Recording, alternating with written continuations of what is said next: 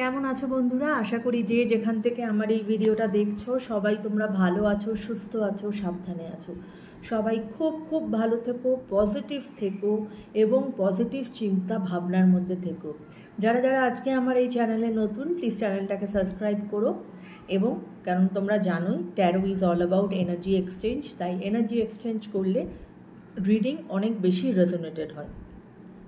তবে এটা একটা জেনারেল প্ল্যাটফর্মের রিডিং, তাই যার সঙ্গে যতটুকু রেজোনেট করবে ততটুকু নেবে, যেটা রেজোনেট করবে না জোর করে নিজের ওপরে চাপাবে না, কেমন, সেটা অন্যের জন্য রেখে দেবে।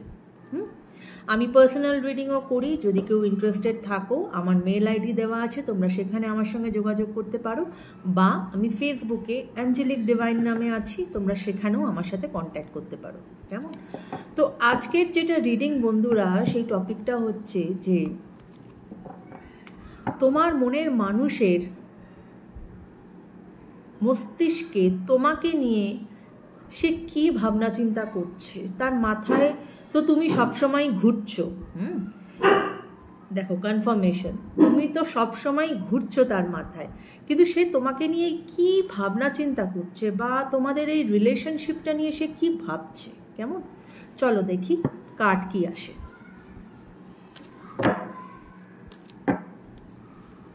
তোমরা তো জানোই যে কার্ডটা আমার পক্ষে পসিবল হবে সেই কার্ডটা আমি দেখাবো, যেটা পসিবল হবে না সেটা কিন্তু আমি দেখাবো না। ইউটিউবের অনেক গাইডলাইন্স আছে।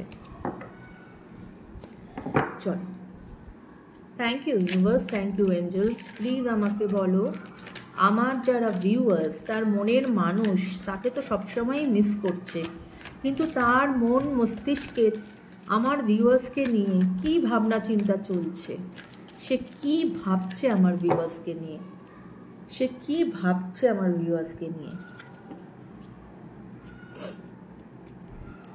প্রথমেই এসেছে হ্যাংম্যানের কার্ড, অর্থাৎ স্টাক এনার্জি, কোথাও তো একটা স্টাক হয়ে আছে তোমাদের রিলেশনশিপ। ওকে, সে কি ভাবনা চিন্তা করছে আমার ভিউয়ার্সকে নিয়ে। ওকে,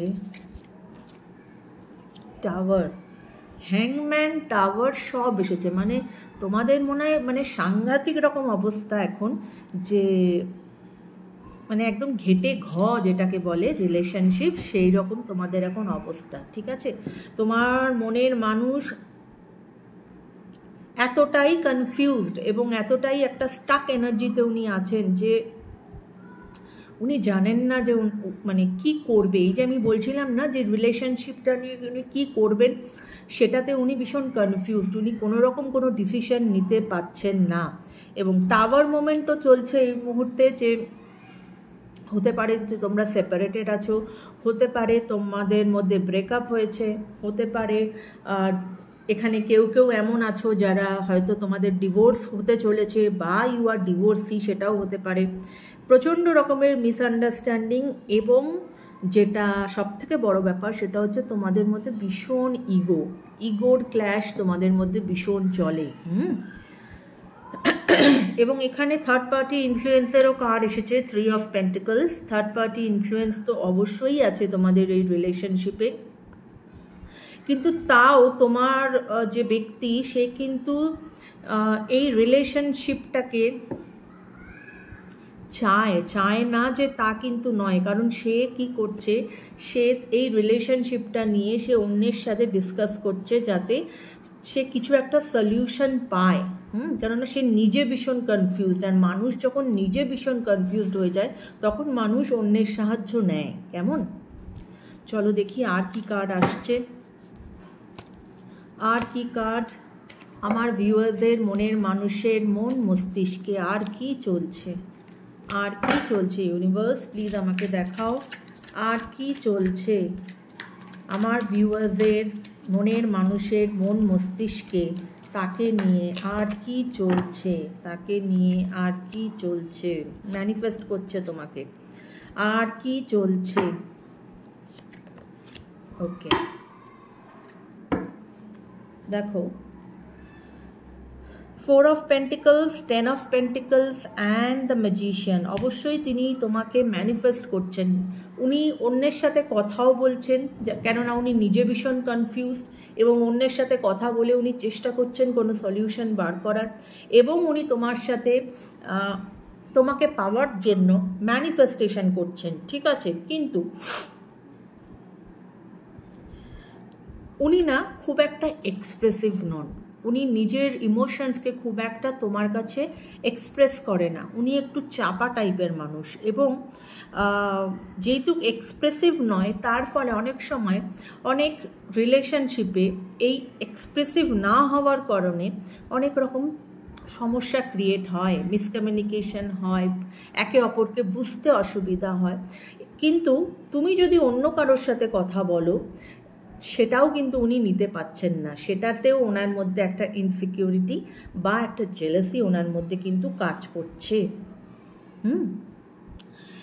এখানে একটাই পজিটিভ কার্ড যেটা আমার ভালো লাগলো, দ্যাট ইজ 10 অফ পেন্টিকলস, যে স্টেবিলিটি আসবে তোমাদের এই রিলেশনশিপে, স্টেবিলিটি আসবে, এই রিলেশনশিপ গ্রো করবে। হয়তো একটু সময় লাগছে, হয়তো একটু সময় লাগতে পারে, কিন্তু হ্যাপি টাইম তোমাদের আসবে, আসবে না তা কিন্তু নয়। হ্যাপি টাইম আসবে। আচ্ছা, উনি এই রিলেশনশিপ নিয়ে কি ভাবছেন, স্পেসিফিক্যালি এই রিলেশনশিপ নিয়ে তোমার মনের মানুষের কি চিন্তা ভাবনা, তোমার মনের মানুষের কি চিন্তা ভাবনা তোমাদের এই রিলেশনশিপ নিয়ে।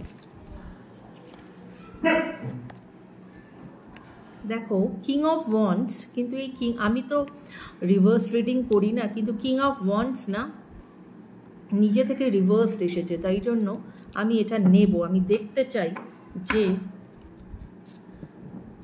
কি উনি এই পার্টিকুলার রিলেশনশিপ নিয়ে উনি কি ভাবছেন।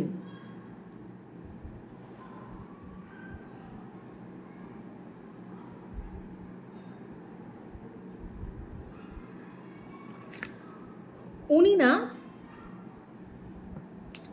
নিজেকে খুব পাওয়ারলেস মনে করছেন, হ্যাঁ, মানে ভাবছেন যে উনি ভীষণ দুর্বল একজন মানুষ, যার দ্বারা হয়তো কোনো কিছুই করা সম্ভব নয়, হয়তো এই রিলেশনশিপটাও ঠিক করা সম্ভব নয়, উনি এটা ভাবছেন, কেননা এখানে কিং অফ ওয়ান্ডস রিভার্স এসেছে, সেটাই বলছে, এবং উনি নিজেকে ভীষণ উইক ভাবছেন, এবং ওনার এই যে কনফিউজড এনার্জি যেটা আমরা দেখলাম, ওনার মধ্যে যে কনফিউশন আছে, হ্যাঁ, এই জন্যই কিন্তু মানে হ্যাংম্যান, টাওয়ার সব কিছু এসে গেছে। উনি নিজেকে ভীষণ রকমভাবে ভাবছেন যে উনি হয়তো এই রিলেশনশিপে কিছু করতে পারবেন না, এবং হ্যাংম্যানের এই জন্যেই শুধু স্টাক এবং কনফিউজ নয়, ওনার নিজের ভাবনা চিন্তার মধ্যে কিছু পরিবর্তন আনতে হবে, একটু নিজের মানে চিন্তাধারাকে একটু পাল্টাতে হবে, যে আচ্ছা ঠিক আছে, আমার এইভাবে হচ্ছে না, তো আমার একটু, আমি জিনিসটাকে একটু চিন্তা করি, তো যে জিনিসটা একটু যদি এদিক থেকে হওয়া যায় বা ওদিক থেকে হওয়া যায়, একভাবে এক চিন্তাধারা না রেখে একটু নিজের চিন্তাধারাকে পাল্টাতে হবে, কিন্তু সেটা উনি করছেন না, উনি স্টাক হয়ে আছেন একটা জায়গায়, এবং তাই জন্যই উনি নিজেকে দুর্বল মনে করছেন, এবং উনি মনে করছেন যে ওনার হাতে হয়তো কিছু নেই, উনি একজন পাওয়ারলেস ব্যক্তি, এবং উনি কিছু করতে পারছেন না। ঠিক আছে, আমি আরও কিছু কার্ড নেব যে তোমার মনের মানুষ আর কি ভাবছে এই রিলেশনশিপ নিয়ে, আর কি ভাবছে এই রিলেশনশিপ নিয়ে। পেজ অফ সোর্ডস, পেজের এনার্জি এসেছে, মানে পার্টনার ইজ ইম্যাচিওর, অবশ্যই ইম্যাচিওর তো বটেই, ওনার মধ্যে ম্যাচিওরিটি কম, ইম্যাচিওর তো বটেই, কারণ না হলে কি বলবো, মানে শুধু ম্যানিফেস্ট করে গেলে তো হবে না বাবা, তোমাকে তো সেটাকে অ্যাকশনে আনতে হবে, সেটা যদি তুমি না আনো, সেটা যদি তুমি কোথাও একটা স্টাক হয়ে আছো, মানে তুমি স্টাক হয়েই থাকবে, তুমি তোমার ভাবনা চিন্তাকে একটু পাল্টাবে না, সেটা তো করলে ডিফিকাল্ট।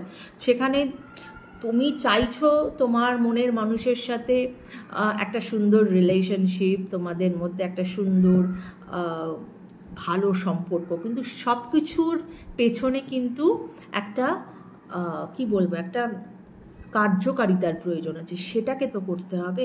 তাই মানে একটু ইম্যাচিওর পার্টনার, ঠিক আছে? তাই তোমাদের রিলেশনশিপে আর্গুমেন্টস এবং স্ট্রাগল ভীষণ রকমভাবে দেখা যাচ্ছে। উনি কি কোনো অ্যাকশন নেবেন? আমার ভিউয়ার্সের মনের মানুষ কি কোনো অ্যাকশন নেবেন এই রিলেশনশিপের জন্য? আমার ভিউয়ার্সের মনের মানুষ কি কোনো অ্যাকশন নেবেন এই রিলেশনশিপের জন্য? আমার ভিউয়ার্সের মনের মানুষ কি কোনো অ্যাকশন নেবেন? Okay, very good. Ace of পেন্টিকলসের কার্ড এসেছে, অর্থাৎ অবশ্যই উনি অ্যাকশন নেবেন, কারণ উনি নিউ বিগিনিং চান। হ্যাঁ, উনি তোমার সাথে ম্যানিফেস্ট করেন যে তোমার সাথে ওনার একটা স্টেবল ফিউচার, সেটা উনি ম্যানিফেস্ট করছেন। তাই উনি অবশ্যই অ্যাকশন নেবেন, হয়তো একটু সময় লাগছে, কিন্তু উনি অ্যাকশন তো অবশ্যই নেবেন এই রিলেশনশিপে। ওকে, এবং এখানে বটম অফ দ্য ডেক এসেছে 7 of swords. Okay, 7 of swords কিন্তু এটা বলে যে অনেকের জন্য হতে পারে যে তোমার যিনি মনের মানুষ, তিনি যে এই যে এত কনফিউজড, এই কনফিউজড কেন, তার পেছনে একটা রিজন হচ্ছে উনি মনে করেন, যেহেতু কার্ড কেরম কথা বলে দেখো, যেহেতু উনি নিজে খুব এক্সপ্রেসিভ নন, উনি ওনার যে ভালোবাসা তোমার প্রতি সেটাকে ঠিকমতো এক্সপ্রেস করেন না, তার ফলে উনি মনে করেন যে তুমি হয়তো অন্য কারোর সাথে মিশছো, অন্য কারোকে বেশি ইম্পর্টেন্স দিচ্ছ, অন্য কারোর সাথে কথা বলছো। হ্যাঁ, এবং তার ফলে যেটা হচ্ছে যে ওনার মধ্যে একটা চলছে যে একটা চিটিং এনার্জির ফিলিং ওনার মধ্যে চলছে, একটা ডিসলয়্যালটির ফিলিং ওনার মধ্যে চলছে। এবং তাই জন্যই উনি মনে করছেন যে তুমি হয়তো যদি তোমার অন্য কোনো আগের কোনো প্রাক্তন প্রেমিক থাকে বা কোনো ভালো লাগার মানুষ থাকে, হয়তো তুমি তার সাথেও তুমি যোগাযোগ রেখেছো, তুমি তার সাথেও কথা বলছো। এরকম একটা ফিলিংস ওনার মধ্যে আছে, তাই জন্যই কিন্তু উনি প্রচণ্ড রকমভাবে কনফিউজড, উনি জানেন না কি করতে হবে, এবং উনি একটা জায়গায় স্টাক হয়ে আছেন, এবং উনি তাই জন্য অন্য কারোর সাহায্য নিচ্ছেন যাতে উনি সেখান থেকে কোনো সলিউশন উনি বার করতে পারেন। কেমন? তো এই ছিল যে তোমার মনের মানুষের তোমাকে নিয়ে কি ভাবনা চিন্তা, তার মন মস্তিষ্কে কি চলছে তোমাকে নিয়ে এবং তোমাদের সম্পর্ক নিয়ে। কেমন? তাই এইটুকুই বলবো যে যদি হতে পারে কিছু কিছু মানুষ হয়তো এক্সপ্রেসিভ নয়, তারা ঠিকমতোভাবে নিজেদেরকে এক্সপ্রেস করতে পারে না, কিন্তু যদি তোমরা একে অপরকে সত্যিই ভালোবেসে থাকো, সেক্ষেত্রে চেষ্টা করো জিনিসটা যাতে তোমাদের মধ্যে মিটমাট হয়ে যায়, কারণ এই রিলেশনশিপ কিন্তু স্টেবিলিটি পাবে না যে তা কিন্তু নয়। হ্যাঁ, একটা ভালো সময় আসবে, তাই তুমি তোমার তরফ থেকে চেষ্টা করো না, সবসময় পার্টনারের দিকে না তাকিয়ে থেকে তুমি তোমার দিক থেকে চেষ্টা করো, সেটাও তো করতে পারো। তোমার কাছে কোনটা বেশি ইম্পর্টেন্ট, রিলেশনশিপটা বেশি ইম্পর্টেন্ট না কে করলো সেটা বেশি ইম্পর্টেন্ট? অবশ্যই রিলেশনশিপ ইম্পর্টেন্ট। তাই আমার সাজেশন যদি তোমরা নাও, আমি এইটুকুই বলবো যে নিজে থেকে চেষ্টা করো। কেমন? এবং আস্তে আস্তে তাকে বোঝাও যে তোমার যে এই সাইডটা আছে যেখানে তুমি তোমার নিজেকে এক্সপ্রেস করতে পারো না, সেটাকে এক্সপ্রেস করো। কেমন? তোমার যদি খিদে পায়, সেটা যেমন তোমাকে মুখ ফুটে বলতে হবে যে আমার খিদে পেয়েছে, তাহলেই সামনের মানুষ বুঝবে, তোমাকে সে খেতে দেবে। ঠিক সেরকম ভালোবাসার এই অনুভূতিও কিন্তু দেখানোর আছে। সবসময় আমার মনে থেকে গেল আমি তোমাকে ভালোবাসি, সেটা করলে কিন্তু হয় না, তাতে সামনের ব্যক্তি ভাবে যে সে হয়তো আমাকে ভালোই বাসে না। কিন্তু হয়তো সেই ব্যক্তি তাকে খুবই ভালোবাসে মনের থেকে, কিন্তু যেইটুক সে এক্সপ্রেস করতে পারছে না বা এক্সপ্রেস করে না, তাই জন্যই অনেক রকম ঝামেলা সৃষ্টি হয় সেখানে। এটা তাকে আস্তে আস্তে, কারণ তোমার পার্টনার যিনি তিনি ইম্যাচিওর, পেজের এনার্জি এসেছে এবং সেখানে তাকে এটা তোমাকেই ম্যাচিওরডভাবে তাকে হ্যান্ডেল করতে হবে এবং তোমাকে বোঝাতে হবে। কেমন? তো এই ছিল আজকের রিডিং। বন্ধুরা, রিডিং যদি ভালো লাগে অবশ্যই চ্যানেলটাকে সাবস্ক্রাইব করো, পাশে থেকো। কেমন? আর যতটুকু রেজোনেট করবে ততটুকু নিজেরা নিও, যেটা করবে না সেটাকে জাস্ট সরিয়ে দিও। সবাই ভালো থেকো। Take care guys. Bye by.